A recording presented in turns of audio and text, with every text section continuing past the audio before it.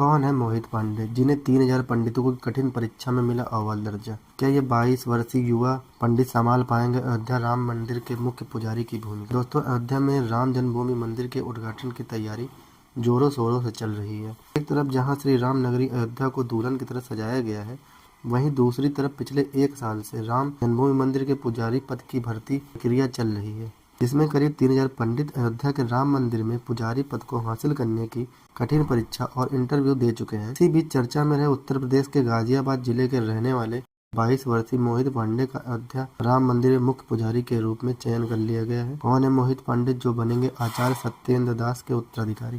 दोस्तों, अयोध्या के भव्य राम मंदिर में रामलला की नियमित रूप से सेवा करना काफी जिम्मेदारी का काम है और यह जिम्मेदारी पिछले 31 वर्षों से आचार्य सत्येंद्र दास पूरी निष्ठा के साथ निभाते आए हैं। उन्होंने अपना पूरा जीवन राम जी की सेवा में अर्पित कर दिया है। संत कबीर नगर में जन्मे आचार्य सत्येंद्र दास को बचपन से ही प्रभु श्री राम में काफी लगाव रहा है।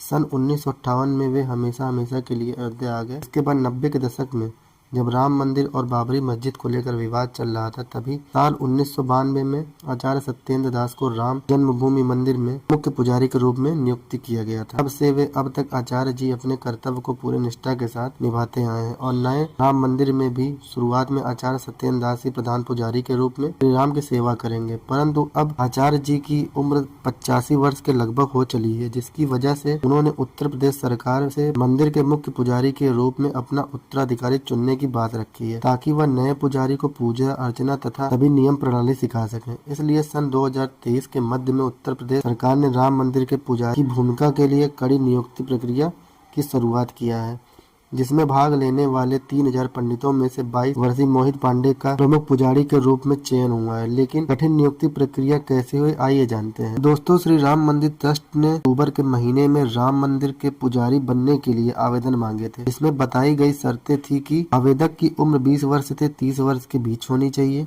पारंपरिक गुरुकुल शिक्षा अनिवार्य है, आवेदक की राम नंदी से युक्त यानी दीक्षा से युक्त होना चाहिए। इस भर्ती प्रक्रिया में 3000 पंडितों ने आवेदन किया था, जिसमें से योग्यता के आधार पर 200 उम्मीदवारों को इंटरव्यू के लिए चुना गया था। इसमें मोहित का नाम भी सम्मिलित था। यह इंटरव्यू पास करना किसी नौसिखिए का काम नहीं था, क्योंकि इसकी पैनल में वृंदावन के प्रसिद्ध हिंदी उपदेशक जयकांत मिश्रा, अयोध्या के 2 महंत मिथिलेश और सत्यनारायण दास सम्मिलित थे, जिन्हें वेदों से लेकर पूजा की तकनीकी तक हिंदू धर्म से जुड़े हर विषय में संपूर्ण ज्ञान था। ऐसे में चुने गए 200 पंडित अपनी तैयारी में जुट गए और इंटरव्यू की तिथि आते ही अयोध्या पहुँच गए, क्योंकि उनका इंटरव्यू अयोध्या हिंदू परिषद के मुख्यालय किया जाना था। आइए जानते हैं क्या क्या सवाल किए गए थे। इंटरव्यू के दौरान श्री राम की पूजा अर्चना से जुड़े कई सवाल पूछे गए थे, जैसे कि राम नंदी परंपरा क्या है, यह वंदना क्या है, इसकी विधि क्या है, इस पूजा के मंत्र क्या है, इसके लिए कर्मकांड क्या है और भगवान श्री राम की पूजा के लिए कौन कौन से मंत्र हैं इत्यादि। आसान शब्दों में यह परीक्षा एक यूपीएससी इंटरव्यू थी, जिसमें पैनल ने मेरिट लिस्ट के बनाई थी और 200 में से केवल 21 पुजारियों को चयनित किया गया, जिनमें से एक मुख्य पुजारी और 20 सहायक पुजारी के रूप में चुने गए थे। सबसे ज्यादा चर्चित नाम मोहित पांडे का था, क्योंकि इस 22 वर्षीय युवा ने मुख्य पुजारी बनने की रेस में अपने से बड़े बड़े विद्वानों को पछाड़ दिया और न सिर्फ पैनल के आचार्य सत्येंद्र दास जी को भी मोहित काफी पसंद आए थे। इनमें ऐसी क्या खूबियां थी जो इन्हें दूसरों से अलग बनाती है, जिसे लेकर वेद विद्यापीठ के आचार्य लक्ष्मीकांत ने बताया कि मोहित सीतापुर के रहने वाले हैं और 8 साल की उम्र में जब ज्यादातर बच्चे खेल कूद में लगे रहते, तब इन्हीं उम्र में मोहित ने रामायण महाभारत और वेद पढ़ना शुरू कर दिया था। इन्होंने दुग्धेश्वर नाथ वेद विद्यापीठ से अपनी सामवेशिक शिक्षा ग्रहण की है। इसके बाद आचार्य पढ़ाई के लिए तिरुपति चले गए। इतनी कम उम्र में आचार्य बनने के लिए मोहित ने पंडिताई में पीएचडी की पढ़ाई की शुरुआत कर दी थी। साथ ही अयोध्या राम मंदिर में पुजारी बनने का अवसर देख तुरंत आवेदन दे दिया था और अपने ज्ञान, शासन और श्रद्धा के बल पर मोहित ने कठिन परीक्षा में अव्वल दर्जा हासिल किया। जहां कहा जाता है मोहित रोज प्रातः काल में उठ जाते हैं और नहा धोकर मंदिर में जाकर ईश्वर की पूजा अर्चना करते हैं। मोहित अपनी सादगी से भरा जीवन जीते हैं, सादा भोजन लेते हैं, साधारण वस्त्र ग्रहण करते हैं, हमेशा सिर पर टीका लगाते हैं। इसके अलावा वो सोशल मीडिया से दूर है तथा दुनिया की मोह माया में उन्हें कोई दिलचस्पी नहीं है। उनके चेहरे पर हमेशा तेज बना रहता है। उन्हें नंदी पूजा पद्धति के बारे में संपूर्ण ज्ञान है। याद है कि उनके 20 पुजारी सहित मोहित भी 6 महीने की ट्रेनिंग के लिए गए हैं, जहां उन्हें अपने जिम्मेदारियों को श्रद्धा और निष्ठा निभाने के लिए तैयार किया जाएगा। साथ रामलला की पूजा करने के तौर तरीके सिखाए जाएंगे।